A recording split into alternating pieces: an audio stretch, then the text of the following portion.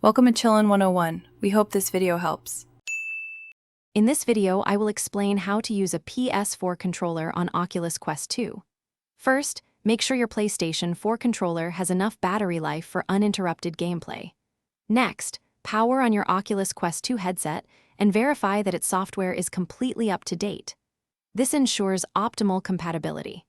Then, from your Quest 2's home environment, access the Settings menu to prepare for the pairing process. This initial setup is crucial for a smooth connection.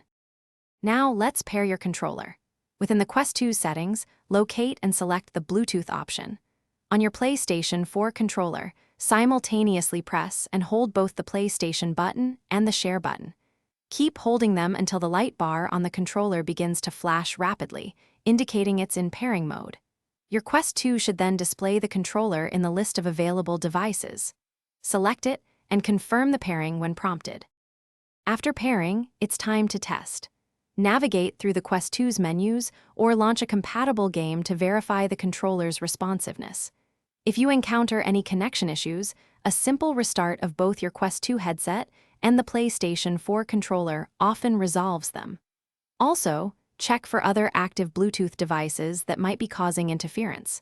If problems persist, try unpairing the controller from the Quest 2 and then repeating the pairing steps from the beginning. Finally, let's talk compatibility and tips. Remember, not every Quest 2 game offers native support for external controllers, so always check the game's description before playing. Some titles might also require you to adjust specific settings within the game itself to enable controller input. For the best experience, ensure your PlayStation 4 controller's firmware is updated. With these steps, you can enjoy enhanced precision and a more immersive gaming experience across many compatible virtual reality titles. Thanks for watching. Consider subscribing if we helped you.